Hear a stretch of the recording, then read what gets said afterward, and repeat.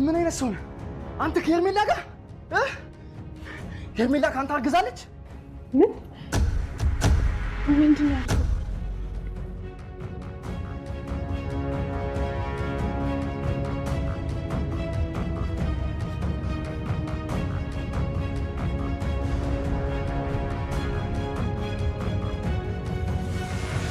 አንቺ ደናቁርት ቆመሽ ነው?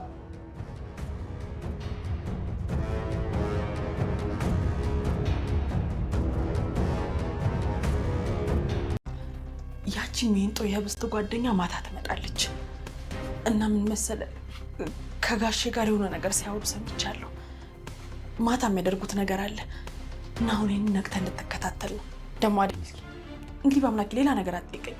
እኔ ምን የምናግርህ ነገር የለኝም። በነግርስ ደግሞ ምን ይጠቅመሃል? እኔ እዚህ ቤት ሁሉም ሰው እያስፈራኝ ነው። እኔ ለራሴ ፈርቻለሁ። ደግሞ ምን መንገድ ያስፈልግህ? ትሰሚኛለሽ? አሁን ቀጥ ብለሽ ውጪ። ድጋሚ ተሳስተሽ እንኳን እዚህ ቤት እንዳትገቢ። በአምላክ ልቀቀኝ። እጅግ የሚያሳዝነውና የሄርሜላ ጉድ ተጋለጠ። በአምላክ ምንም ባላረገው ሁኔታ አርግዣለሁ ብላ ሄርሜላ ወጥመድ ውስጥ ብታስገባውም አሁን ግን ህብስት እንዳትጎዳ ብሎ የደበቀው ነገር ሁሉም ነገር ድብልቅልቁ ወጣ። አብነት ለምን በዚህን ያህል ልክ ተናደደ? ህብስቴን እንዴት በዚህን ያህል ልክ ትጎዳታለህ፣ ትሸውዳታለህ በማለት ነው ወይስ እኔን ስትቀርበኝ አትቅረባት እያልክ ሚስጥሩን የደበከኝ ለዚህ ነው በማለት ነው? ለምንድን ነው በዚህን ያህል ልክ የተናደደው?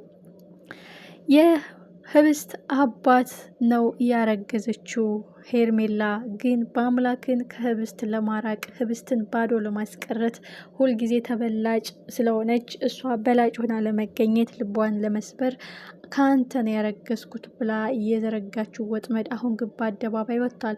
በዚህ በኩል ህብስትን ከእናትና ከአባትሽ ከአቶ አናለምና ከእናትሽ ብር ተቀብያለሁ፣ እናቴ ያለችበትን የጤና ሁኔታ ለአንቺ ስነግሪሽ ሰምታ ብላ ያለችው ነገር ውሸት ነው። አሁን ህብስት ሁሉም ነገር ክደት፣ ሁሉም ነገር ውሸት እየመሰላት ነው። ምክንያቱም እውነት ሄርሜላ የልቤ ሚስጥሬን የምታውቂ ጓደኛዬ እያልኩሽ በዚህን ያልክ ለምን ጎዳሽኝ፣ ለምን ከዳሽኝ ብላ ልትርቃት ትችላለች። በአምላክን ጭራሽ ማየት አልፈልግም መስማት አልፈልግም ብላ እርዳታን አልፈልግም ልትል ትችላለች። በዚያ ላይ አብነትስ እንዴት ነው ቤት ያለውን ትርምስ እያወቀ በዚህን ያልክ ቦምቡን ያፈነዳው? እጅግ የሚያሳዝነው ነገር በአምላክ እህት የሄርሜላን ማርገዝ ተጠቅማ እሷ በአምላክ ስታገባው ህብስት ባዶዋን ብቻዋን ትቀራለች። ደጋፊ አይዞሽ ባይ አስጣኝ የላትም። በጊዜ እንሸኛታለን ወይም ትሞታለች የሚለውን ነገር በማቀድ ነው ሄርሜላን በአምላክን ታገቢዋለሽ አለችው። እጅግ የሚያሳዝነው ግን ሄርሜላ ቁማር እየተጫወተች ነው። በዚህ በአምላክ ምንም ሳይነካት ካንተ አርግዣለሁ በማለት ከአቶ አይን አለም ነው ያረገዘችው። እሷ ግን የቀን ጉዳይ ነው እንጂ ወደ አንተ መጣለው እመነኝ፣ አስሬ አስቀምጬ ገንዘብ እቀበልሃለሁ ወይም የዚህ ቤት ሚስት እማወራ ሆናለሁ እያለች የምታልመው ሄርሜላ አሁን ሁሉም እቅዷ ገደል ገብቷል። በዚህ በአምላክን ታስጨንቀዋለች። በዚህ ህብስትን ለአንቺ ብዬ ወዘተ እያለች በቅቤ ምላሷ እየደለለች ነበረ። አሁን ግን እቅዷ ገደል የገባ ሳይመስል አይቀርም። አብነት ለምን በዚህን ያህል ልክ ተናደደ? አቶ የህብስት አባትስ ለምንድን ይሄን ነገር መናገር የፈለገው? ምክንያቱም ይቺ እንቡጥጥላ ገላሽን አቅፌ መተኛ ትፈልጋለሁ፣ ብዙ ነገሮችን ማሳለፍ ፈልጋለሁ፣ ከአንቺ ብዙ ጊዜ መውሰድ እፈልጋለሁ፣ አንቺ የኔ እንቡቅቅላ ልጅ እያለ እንግዲህ በቅቤ ምላሱ እየደለላት፣ እሷ ደግሞ የወደደችው ቢመስለውም ቀን ጠብቃ አፍርጣ ልትጥለው ነው ሄርሜላ። ግን አሁን ቁማሩ ተበልታለች። በዛ በኩል አብነትን ከሱ ጋር መቅረብ ከሱ ጋር መተኛት ትፈልግ ነበረ። ሁሉንም ወንዶች አማራጭ እያሳጣች ጥምዝምዝ እያረገች እቅዷን ለማሳካት ጫፍ የደረገችው ሄርሜላ አሁንም ሁሉም ነገር ገደል ገብቶባታል። በአምላክ እህት እንግዲህ በአምላክ ሲያወሩ ስለሰማቻት ሄርሜላና በአምላክ እንደውም አጋጣሚውን ተጠቅማ ከህብስት የሚርቁበትን ህብስት እግርግር የሚለውን ነገር እንዲያቆም በሱ ላይ ተስፋ እንድትቆርጥ ትልቅ ነገር ነው። አንቺ በአምላክን ታገቢዋለች በማለት ሄርሜላን አሳምናት ነበር። ሄርሜላም እንግዲህ የቁም ቅዠት ሆኖባት በአምላክን አማራጭ እንዴት አርጌ እንዲያገባኝ አደርገዋለሁ፣ ከዛ ደግሞ ወደ ተከበረው ባለቤትሽ እሄድልሻለሁ እያለች ቀን እየቆጠረች እቅድ እያወጣች የነበረችው ሄርሜላ አሁን ውርደቷን ተከናንባለች። ህብስትን በቅቤ ምላሷ ስደልልና ስሸመገላቸው የነበረው ከአንቺ ብር ሳይሆን ከእናት አባትሽ ብር ተቀብዬ እሱን ለምን ተቀበልሽ? ህብስትን ልትጎጂ ነው ወይ ብሎ አስቦ ነው እያለች የውሸት ድራማ የነገረቻት። አሁን ግን በአይኗ አይታለች፣ ሁሉንም ነገር ሰምታለች።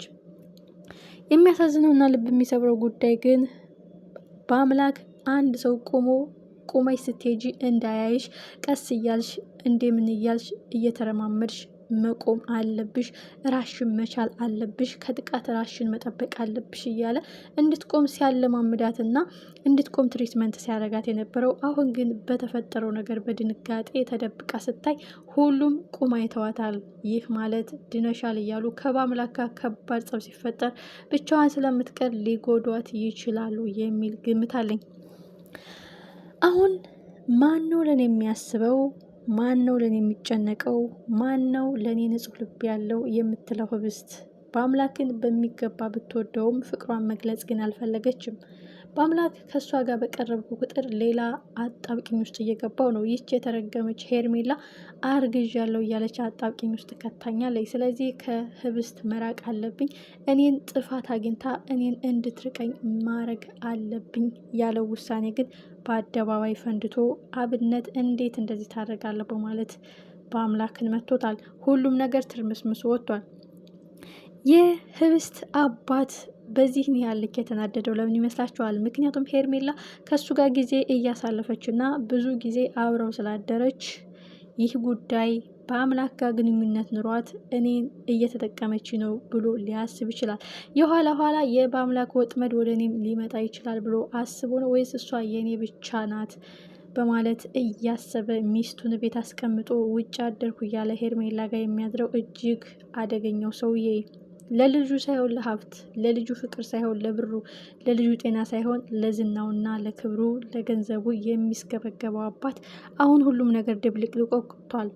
ሄርሜላ ጭን ብሎ ይገለጣል።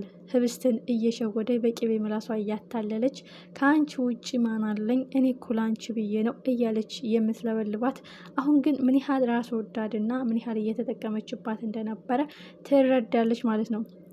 ሜቢ ከእንጀራ እናቷና ከአባቷ አንጻር ክፋትና ተንኮላቸውን ስለምታውቅ ከኔ በአምላክ እንዲርቅ የተዘጋጀ ወጥመድ ሊሆን ይችላል ብላ ልታስብ ትችላለች ህብስት። አለበለዚያ ግን ሁሉም ነገር እንዳቀዱስ ሊሳካላቸው ይችላል። ምክንያቱም እነሱ የሚፈልጉት በአምላክ እንድትርቅ በአምላክን በቃ ሁሉም ነገር ዝግትግት አድርጋበት እንድትጠላው ከሱ ምንም አይነት እርዳታ እንዳትቀበል ነው የሚፈልጉት፣ ብቻዋን እንድትቀር። ከዛ እነሱ በሚመረዘው ምግብ በሚመረዘው ሁሉ ነገር መርዘው መጉዳት መግደል ይፈልጋሉ ማለት ነው። ወይም ጤናዋ እንዳይመለስ ስለሚፈልጉ ነው። አሁን ሁሉም ነገር ድብልቅልቅ ወጥቷል። ኦልሬዲ ከዚህ በኋላ የሚፈጠር ነገር የለም በማለት ሁሉም ነገር እንቅጩን ሊያፈርጠው ይችላል። የእህቱ ባልና ሄርሜላ ግንኙነት እንዳላቸው እኔን ሆን ብለው ወጥመድ ውስጥ እየከተቱኝ እንደሆነ ያለውን ነገር በትክክል ከተናገሩ ግልጽ ይሆናል። ከክፋታቸው ከተንኮላቸው እጅግ አደገኝነታቸው አንጻር ይህን ከማድረግ ወደ ኋላ አይሉም በማለት እውነታው ሊፈነዳ ሀቁ ሊገለጽ ይችላል የሚል እምነት አለ። ግን አብነት እጅጉን ተናዷል። እጅጉን የተናደደው ለህብስት በመጨነቅ ነው።